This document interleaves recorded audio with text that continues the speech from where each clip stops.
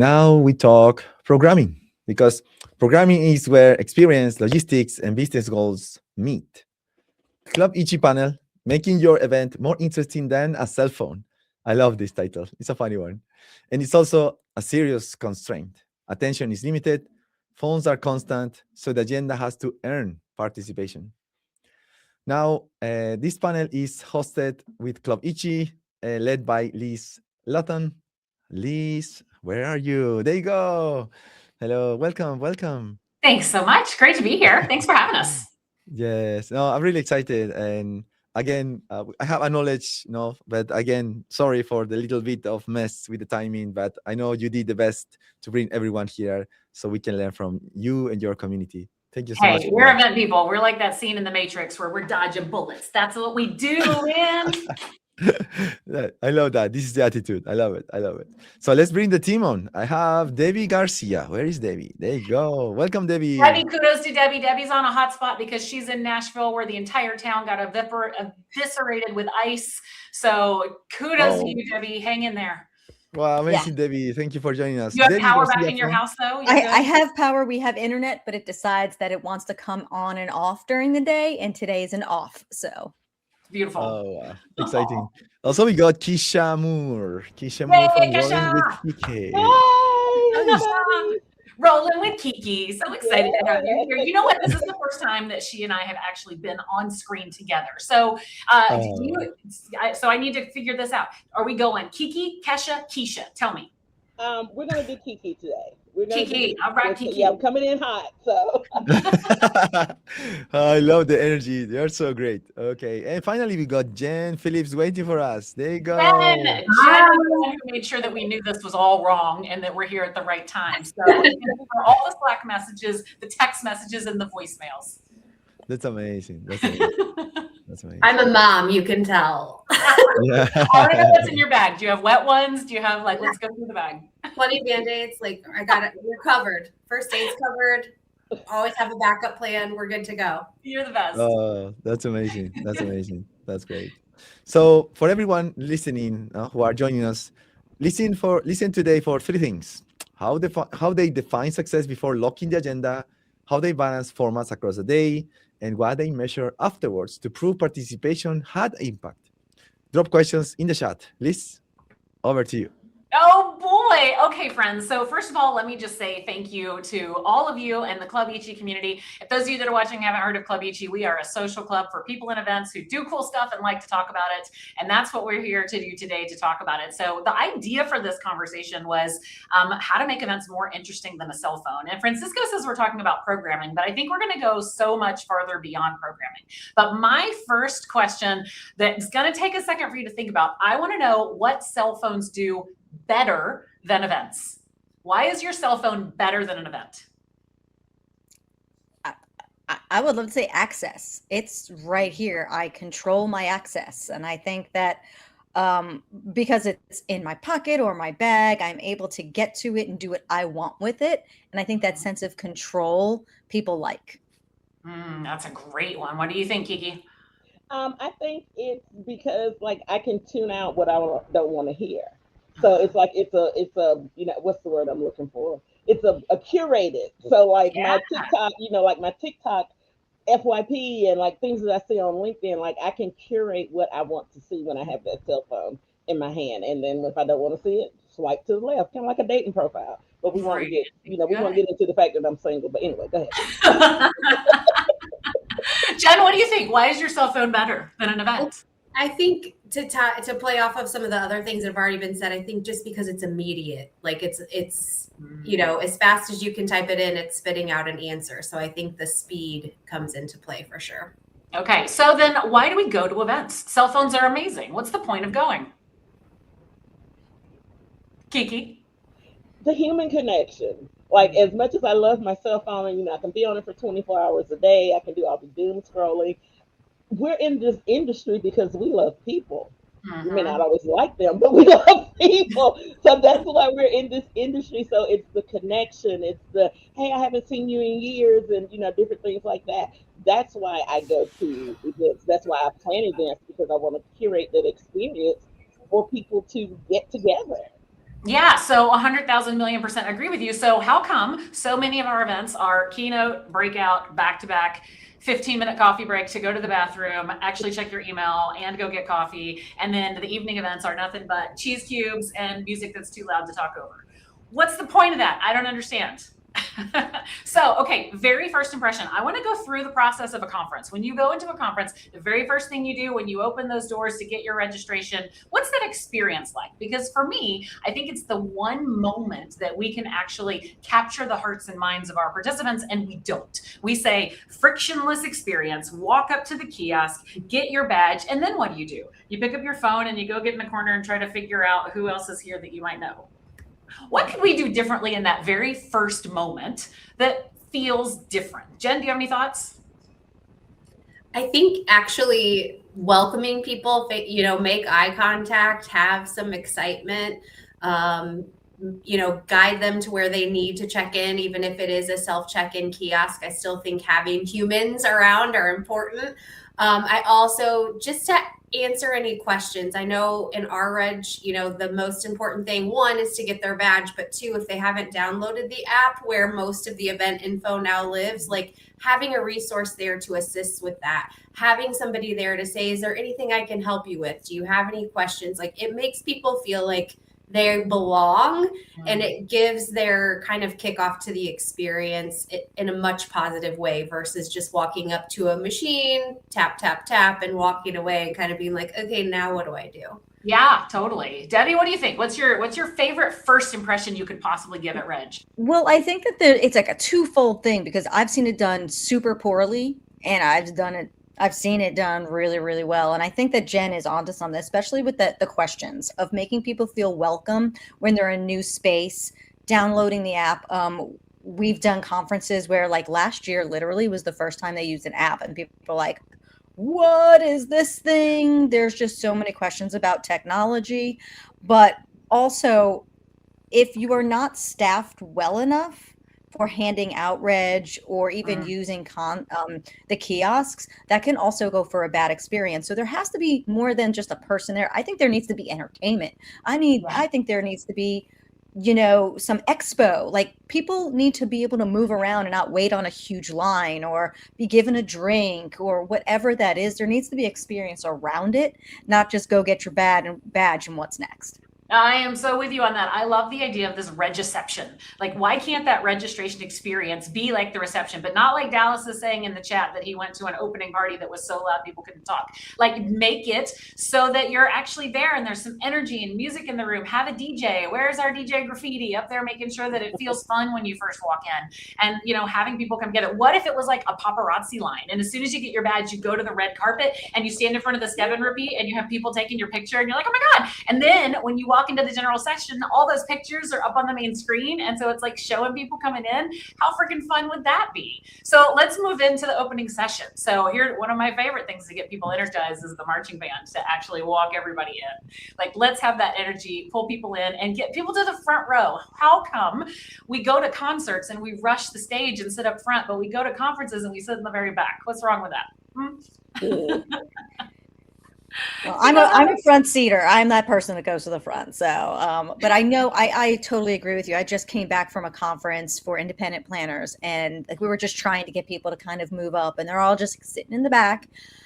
I do think that opening session sets the tone, and whether it's a marching band or, God, we've had, you know, depending on the what's going on locally. If you're someplace that has, you know, like Hawaii, maybe you have hula dancers, maybe you have something. I think that really sets the tone, but that opening session has to be energy. Like, I love a good, you know, keynote or MC, like getting an MC up there that also sings or plays something, or just that high energy to set the tone for the event. Yeah, and Kiki, I want to talk an accessibility question for a second. Like, how come the places for people who are in wheelchairs to sit is usually in the back? Like, what's that about? How much time do we have again? It's to be very honest, because accessibility is an afterthought. Mhm. It's not planned from the very beginning. So you have somebody like me literally rolling with Kiki. I roll in on my scooter and they have no idea what to do with me. Or it is someone who's a wheelchair user or someone who may have just had knee surgery or hip replacement or anything. It's not designed for in the beginning. So Mhm. that's why, like my first thing when I walk into reception is like, can I even fit in this room? Uh-huh. Am I going to be bumping into somebody? Like, am I going to be able to roll over and get my badge, whether it's at the table or if it's hanging up? And, oh, well, it's just over there. Like, we really have to start designing these events for the whole experience, because that is also going to have me over in the corner on my cell phone. I'm ready to go. That's exactly right. Because I don't feel welcome. Because you're I not do welcome, not you're feel not a part of it, welcome. and you were put in the back where no one's going to notice that you're on your phone. So why should you pay attention? Because if they didn't care about you, why should you care about them? Exactly. Yes, Yeah. ma'am. Yeah. Here's my other thing about just the setup itself. How come in these big rooms we put a big giant center aisle, which is actually the main best seating for what's happening on the stage, and then we make the people sit over on the side so that they're cranking their neck to look at the stage? Why can't we think about aisle placement a little bit better so that we can actually enjoy seeing what's going on? So let's talk about those main stage formats, because all of a sudden we've been told that we have an attention span of a goldfish and that we can't really hold on to any content beyond 8 seconds. But I can tell you that I have binge watched 4 episodes of Grey's Anatomy back to back, and it is not an attention span of a goldfish that's a problem. It's the fact that the content sucks. So Jenn, are there any content formats on the main stage that actually keep people engaged? Yeah, I think and I know that we've all heard this and it's a pain point for everyone, but if we're all living in screens, why would we want to force people to stare at a screen when we're in a session? So we've got to get away from slides. If we want those to be a takeaway for a call to action later or to reference, great. But we've got to get people more eye level, like true conversations. Think of ways to get your audience involved. Then they kind of have to pay attention, because, oh crap, what if somebody calls on you and you have it makes you less likely to look at your phone, right? But I do think we need to really think about our content, and I know we've all heard this, but it's important, like more of that TED Talk style, shorter content bursts. Think of how your content builds and you kick off at a high level. You got to make sure you end at a high level. So how do you dial down and dial back up? But yeah, I think we've got to get away from content on screens in the main stage, because if we don't want people looking at their phones, we can't also expect them to stare at another screen. Well, what are your thoughts about this concept that the only way to engage audiences is by having them pick up their phone and answer a question? I'll open that one up. I think it's good for data. I think it is really good sometimes because people are just so used to having it. And then they're able to kind of get involved because they're comfortable with it. Like if not everyone's going to stand up and ask questions and comment. I will be that person, but not everybody is. But I think that the use of integrating them in is not terrible. But yes, we need to kind of get away from it. It's like, answer the question, put it down. I think it's that involvement. That key piece of bringing it all together into one event. But I want to go back to something Jenn was saying about the slides. Like, no joke, I had a CEO go up and did like 400 slides, and I said, and I'm not going to drop his name, but I said, blank, this is not your show. And I said, we're not going to do content that could be an email or a video conference. We're going to cut this down. This is how much time you get. And like, he looked at me like, I hired you? And I was like, absolutely, because these people in the room don't want to hear you talking about KPIs and blah, blah, blah. They want to know what's in the future, what's going on. And I think that that's really, really hard when you get people in a room. They're like, I want to share all the information. No, they're not there for that. That's an email. That's a newsletter. Let's keep our content to stuff that is really going to engage and get people excited about their jobs. Yes. And I love that. That's a really good point about engagement. So the cell phone is a really great opportunity for people to do Q&A, to ask the questions in there, to get some real-time feedback that the speaker is going to use in the conversation, so that as a member of the audience, you are part of this conversation, not just I've spoken for 8.5 minutes. It is time to engage you. Answer this question.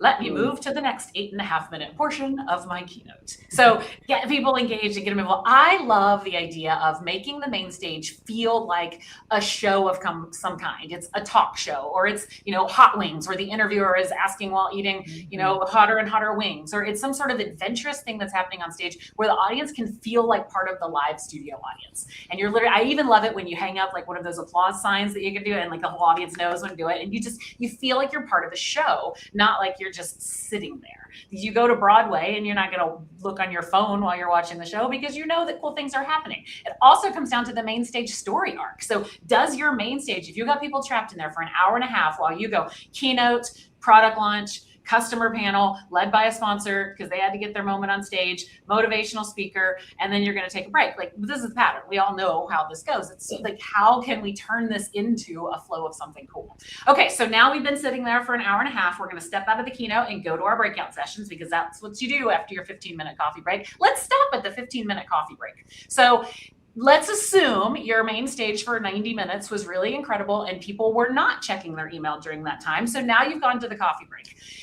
Is this the time where you give people a moment to go check their email, or do you turn this into an engaging moment? What do we do with the break? Jen, what do you think? I will say that I'm a big supporter of a 30-minute break from my past life. We did a lot of internal sales meetings. Salespeople, we don't want them looking at their phone during the session, but we know that they have customers that they need to get back to. Or it might be nice if they met someone else on the team during the break and could have a conversation. So we found that a 30-minute break really was like a good sweet spot to give people a moment of pause, quickly check their phones, have a conversation, run back to their room if they needed to.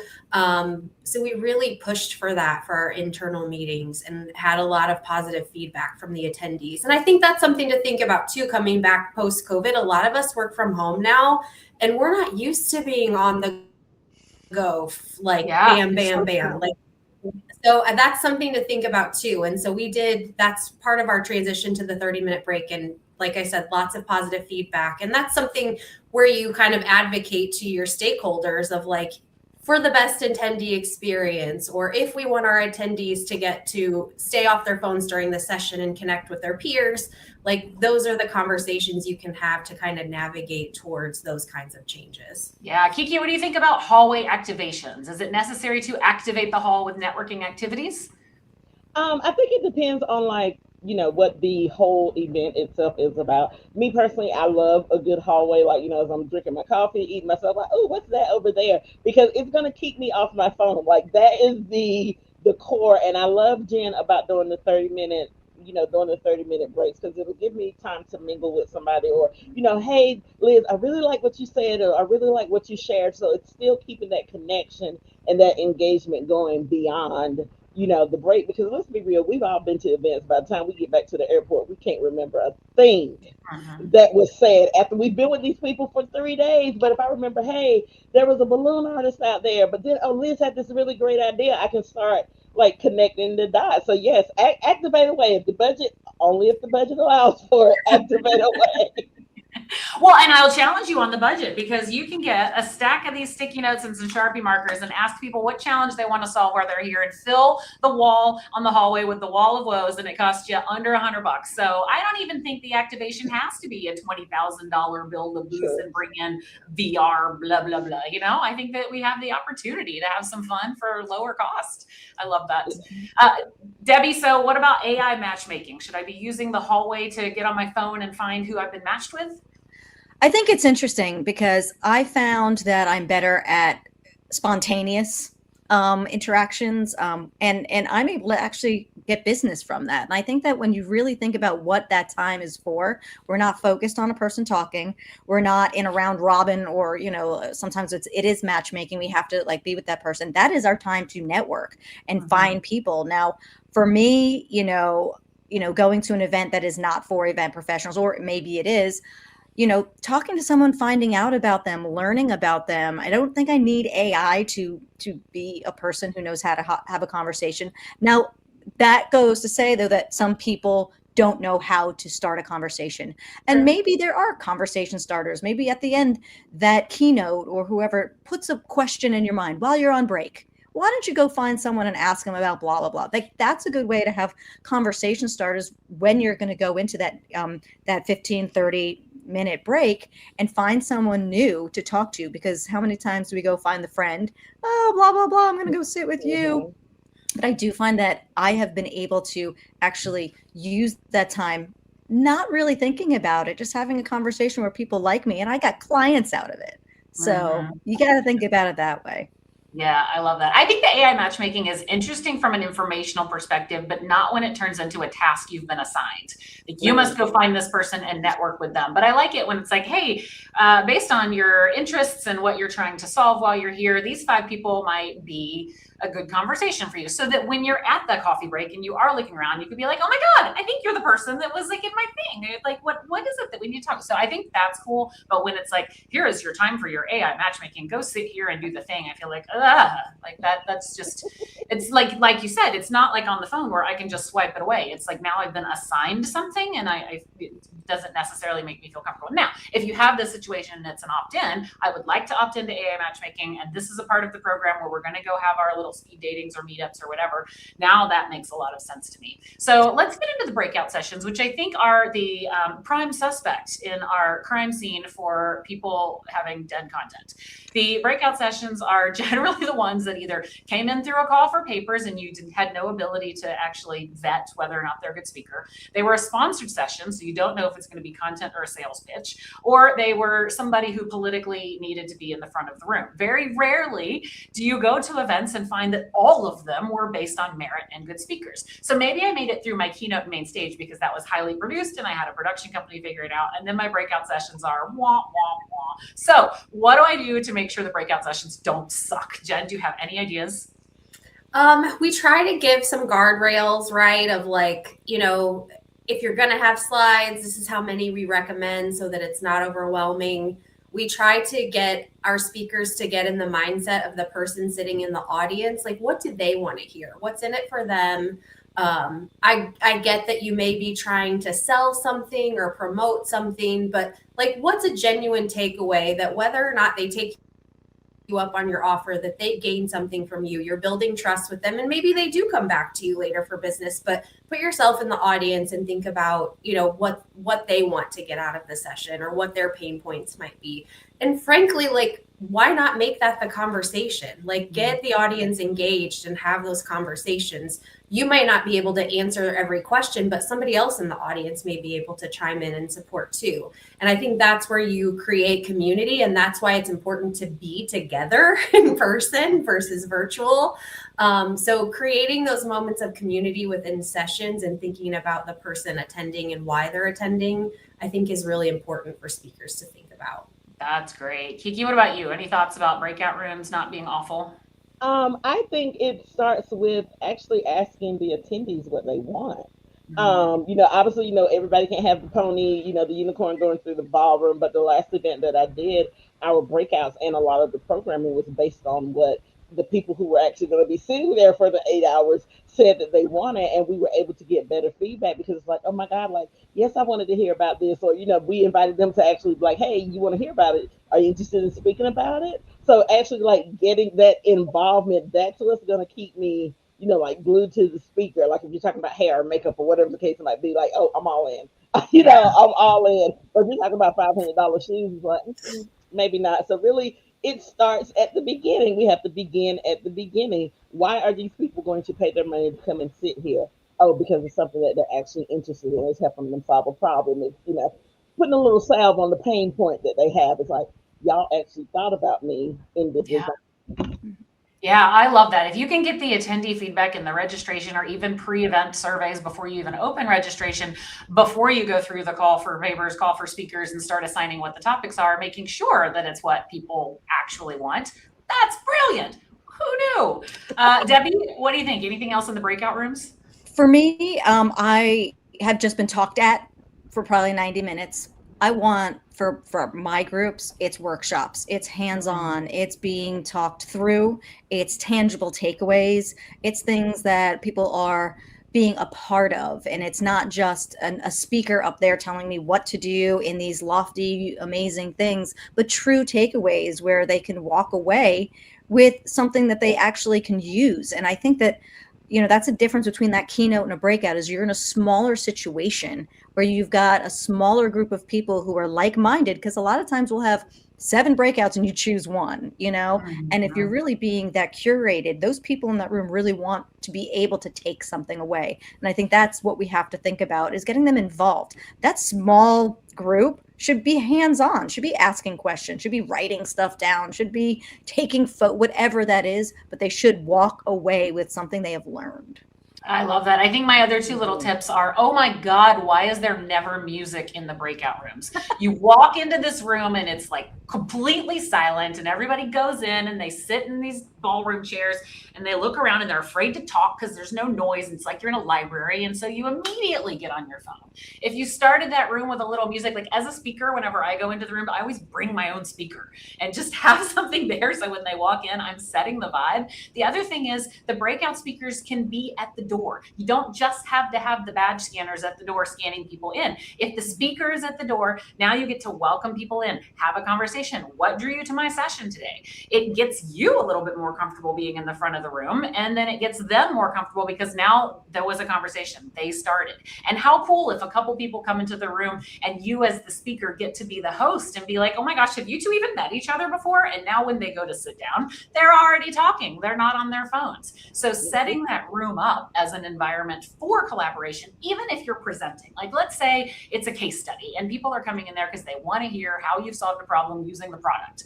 Cool. Then you're going to be sharing the stuff, but that doesn't mean it has to be this dead silent room that people walk into and look to you as the expert on high. Like let people be engaging and have a conversation. And then back to the tactics we were using in the main stage, which is ask people for feedback. Raise your hand if you've ever done this.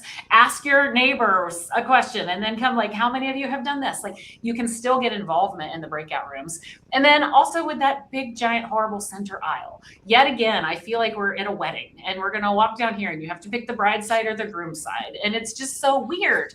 Could we do something else where like the front couple of rows are almost arced a little bit and it feels a little in the round for a few people? Or can we change it up and do crescent rounds? Do we have to cram everyone in theater style? So I think thinking through the environment in addition to the content is a big deal. So now we've gone through our day. It's been an incredible experience for everyone at the conference because all of these things have happened. We are maybe a little bit overstimulated. We are not used to leaving our house, as Jenn said. We would really like to come back into our phone for a minute. Is this the time where the afternoon break is actually not energizing? Maybe the afternoon break is calming?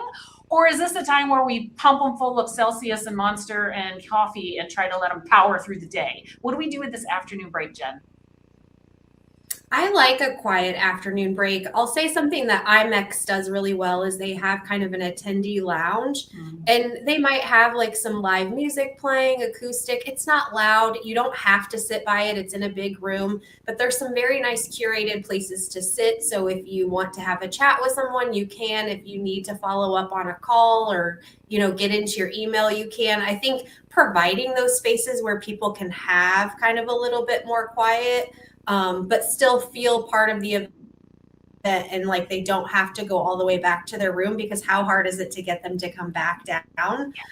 So by allowing those spaces where people can, you know, kind of get back into their work. And then I think you bring the energy back up, whether it's your closing session that day or your reception that evening.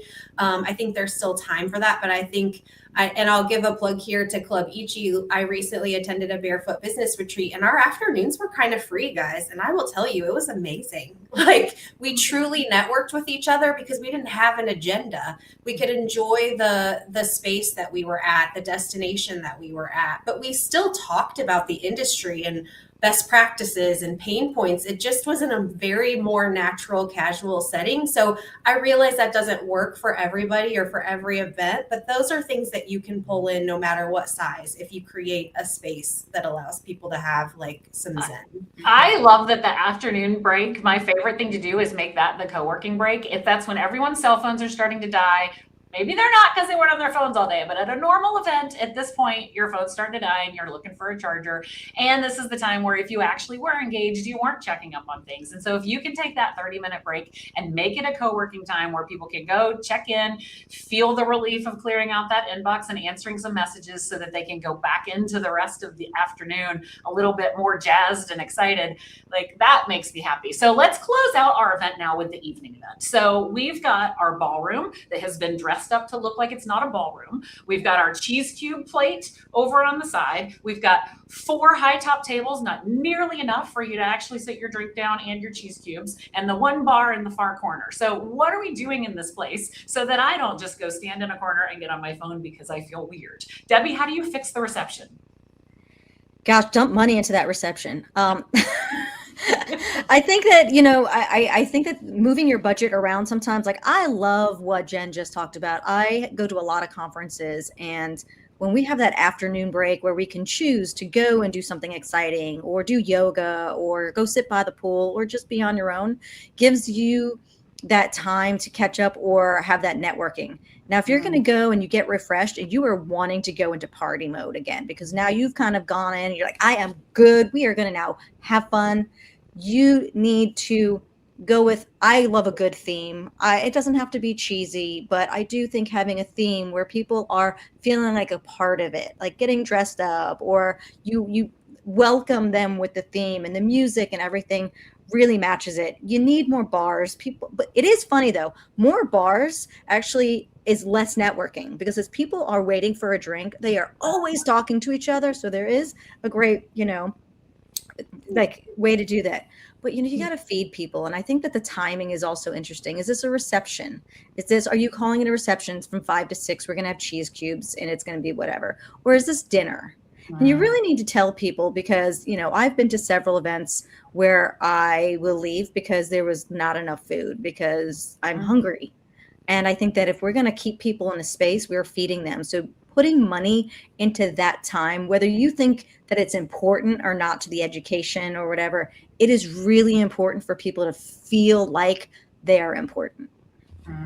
I love that. Kiki, how can you fix this reception so that people are actually engaging with each other? I think tap into some of the local resources. The last reception I did, we used one of the high school jazz bands, and that was like such a talking point. It kept the people in the room. They're like, oh my God, they're so great. They're mingling. We had new members and then some of our alumni members, but they were just like, oh my God. People were actually dancing, which we didn't plan on it. And then I second Debbie with the food. Like, I had carving stations because our reception was later and we weren't going to pretend like it was dinner time. So I had like 4 or 5 carving stations. I had 2 bars. Like that's where a lot of my money went into, because this is our opening reception, and people were talking about it like, oh, what's next? Like, what are y'all doing tomorrow? So that also helps keep them engaged, so you don't have the slackers. And believe it or not, like, food is, being from the South, food is our love language. That's how we get people together. So at the end of every day, they're like, what's for breakfast tomorrow? Like, oh my God, you gave us this wonderful reception. What's for breakfast? I'm like, hey, you're gonna have to come down here and see. Be down here at 8 o'clock. You'll find out. And then there were waffles and different things. So people find things to congregate around. But we have to set it up. And then we had a choir, and I was in New Orleans and I was in a second line. We were doing the second line in the parade. I'm going to your events. This is amazing. I'm like, oh my God, I'm in a parade.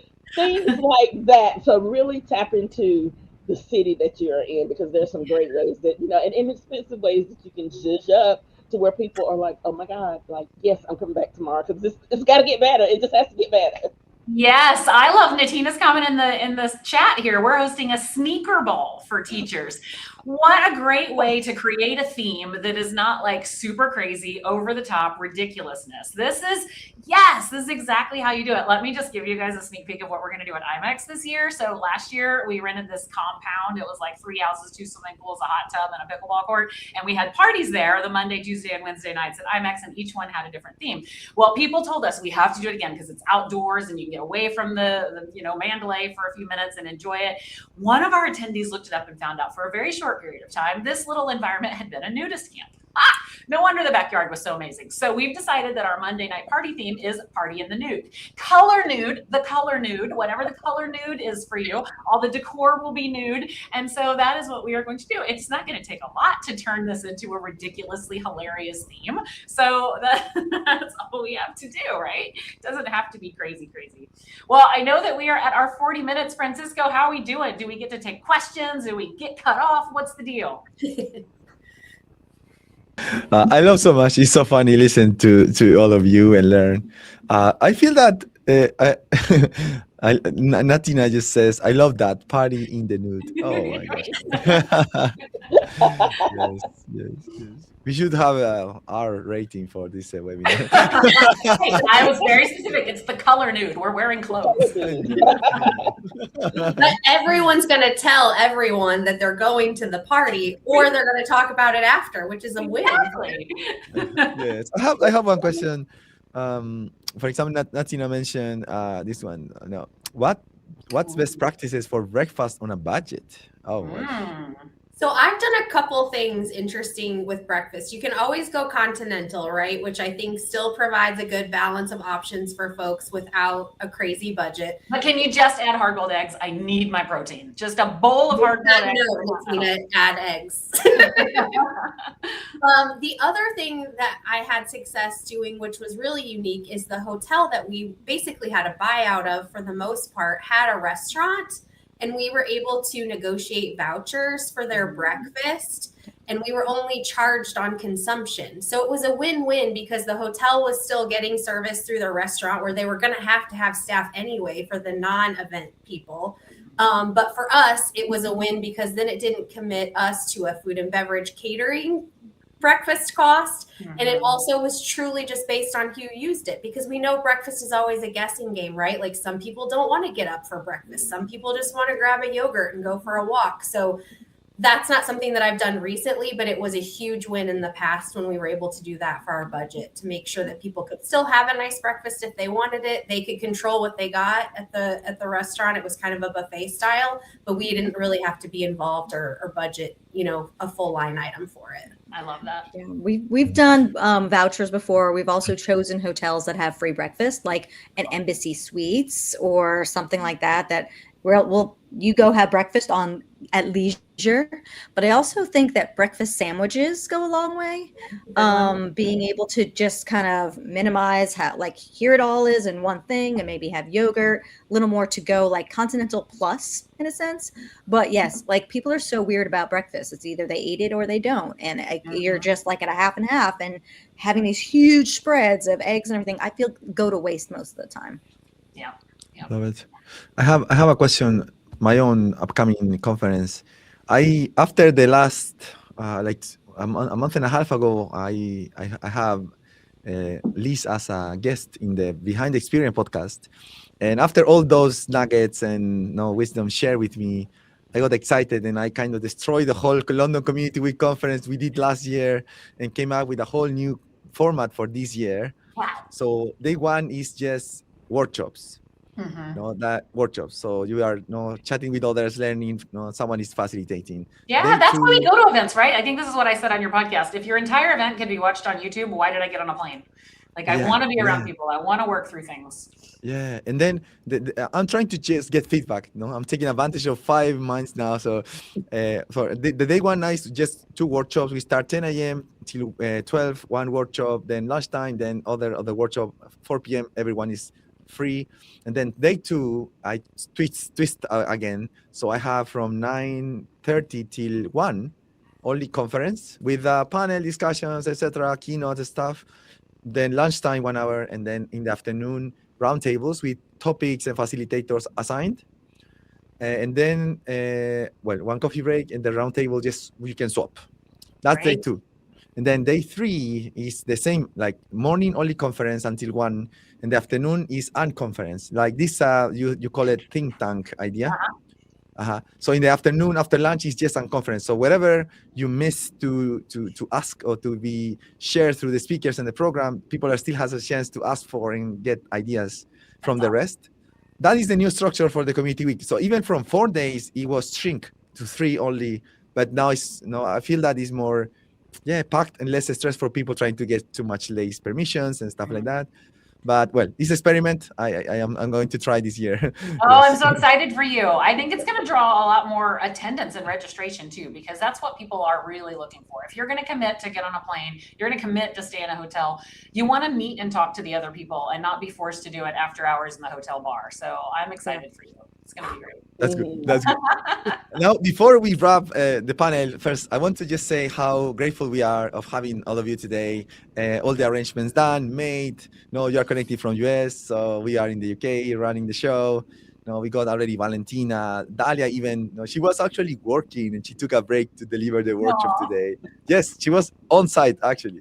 That's amazing. So I wanted just to show how much the Eventify team appreciate all the efforts you have done today.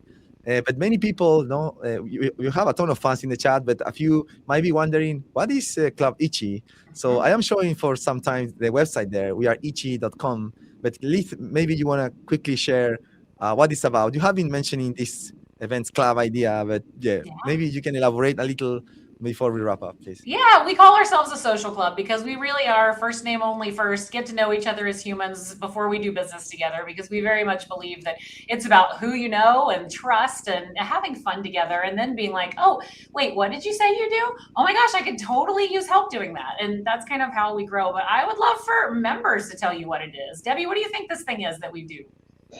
Gosh, I think it is the best way to get people from around the world together, like you said, on that, first name basis, and really get to know each other. You start with an introduction. We have a Slack channel, and we really are able to connect with each other and help each other. I think that a lot of times we need help and we're afraid to ask. But when you're asking like 5,000 people, there's always people who come and rise to the occasion. And those become kind of your inner circle and the ones you go to. And then we have city pods. I think Nashville was one of the first ones. And we're so strong. We're always helping each other. And I think that as a member, when I first met Liz, it was at 2:30 in the morning at the MGM Grand. And even though I had spoken to her before, meeting her at a weird hour at IMAX really made me feel welcome. And I think that's what it's about. That's amazing. And Jen, you went to our retreat. So what'd you get out of that? Yeah, so kind of similar feelings of Deb. Like when you think about it, I went on this 3-day trip with about 30 people that I didn't really know. And at first you're kind of like, is that weird? Like, I don't know any of these people. We're staying in a house. I'm just going to tell you all, it's the best thing that I've ever done. Truly feel like a lot of us are on small teams, right? We all are. The team's never big enough. So these are truly people that you can call on in a time of need. If you need to vent, if you need an idea, you have a pain point, like we've built this like village, Liz and Nicole have, and it's been great. And it's to have the opportunity to take a pause and do some professional development for yourself.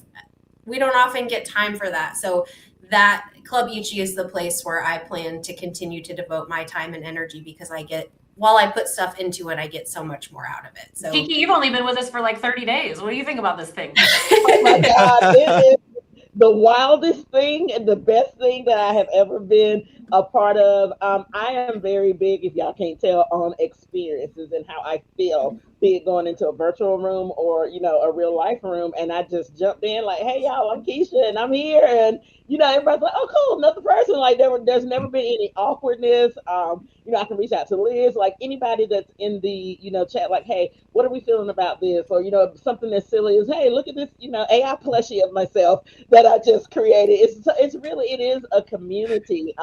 And I think that's what, people are craving even in events. Like we want to get back to this community based and not, sit and get. So we talk to each other. Like I can get up at 4:00 in the morning and, have a conversation with somebody in the UK. Like it's just, it's just one great happy family.